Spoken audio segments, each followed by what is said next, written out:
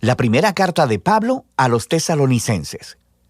Esta es probablemente la carta de Pablo más temprana que tenemos, y su trasfondo se encuentra en el libro de Hechos, cuando Pablo y su colaborador Silas fueron a la antigua ciudad griega de Tesalónica. Y después de tan solo un mes, hablándole a las personas sobre las buenas nuevas de Jesús, un gran número de judíos y griegos comprometieron su lealtad a Jesús y formaron la primera comunidad de iglesias ahí.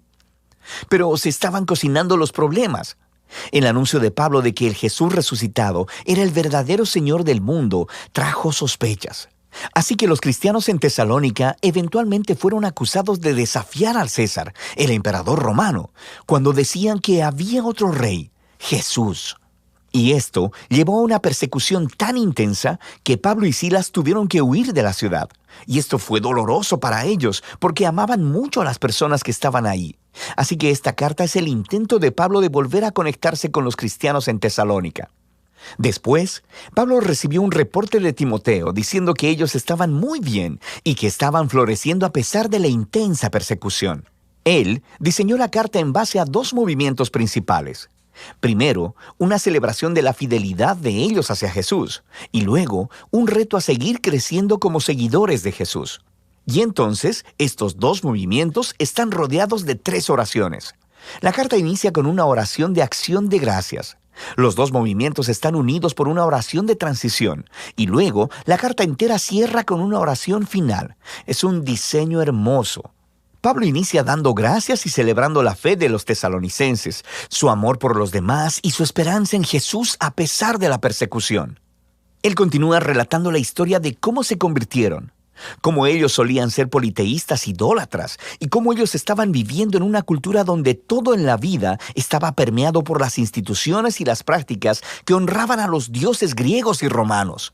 Y Pablo habla de cómo ellos dejaron a aquellos ídolos para servir al Dios vivo y verdadero, y cómo ahora están esperando la venida del Hijo de Dios desde el cielo. Así que, en una ciudad como Tesalónica, transferir tu lealtad hacia el Dios creador de Israel y al Rey Jesús tenía un costo: aislamiento de tus vecinos y hostilidad de tu familia. Pero para los tesalonicenses, el sobrecogedor amor de Jesús, quien murió por ellos, y la esperanza de su regreso, hacía que todo ello valiera la pena. Pablo luego hace un recuento de la historia de su misión en Tesalónica y de las queridas amistades que él formó allí con las personas. Aquí él usa metáforas realmente íntimas. Ellos lo trataron como su hijo y él se hizo como su madre. Y como su padre, él dice, nos hemos complacido en impartirles no solo el Evangelio de Dios, sino también nuestras propias vidas, pues llegaron a ser muy amados para nosotros. Pablo nos recuerda aquí que la esencia del liderazgo cristiano no se trata de tener poder o influencia. Es acerca de relaciones saludables y del servicio humilde y amoroso. Pablo les recuerda que jamás les pidió dinero. Él simplemente fue a amarlos y a servirles en el nombre de Jesús. Así que Pablo continúa reflexionándoles en la persecución que tienen en común, del mismo modo que Jesús fue rechazado y asesinado por su propio pueblo. Ahora Pablo está siendo perseguido por los judíos y los tesalonicenses están enfrentando hostilidad de sus vecinos griegos. Y Pablo obtiene un extraño consuelo al saber que los sufrimientos que juntos padecen son una manera de participar en la historia de la vida y resurrección de Jesús. Pablo luego comparte acerca de la angustia que experimentó cuando escuchó sobre las dificultades que los tesalonicenses enfrentaron después de que él y Silas huyeron. Así que él envió a Timoteo para apoyarlos y para ver cómo estaban. Y para su gozo, Timoteo descubrió que ellos continuaban con firmeza, eran fieles a Jesús, estaban llenos de amor por Dios y su prójimo, y deseaban tanto ver a Pablo, tanto como Pablo deseaba verlos a ellos. De manera que Pablo concluye con una oración por resistencia. Y lo que es genial es que aquí él introduce los temas que va a tratar en la segunda mitad de la carta. Él ora para que Dios haga crecer la capacidad de ellos de amar, que fortalezca su compromiso por la santidad. Según ellos, fundamentan sus esperanzas en el regreso del Rey Jesús. Así que él abre el segundo movimiento de la carta, retándolos a vivir una vida que sea consistente con las enseñanzas de Jesús.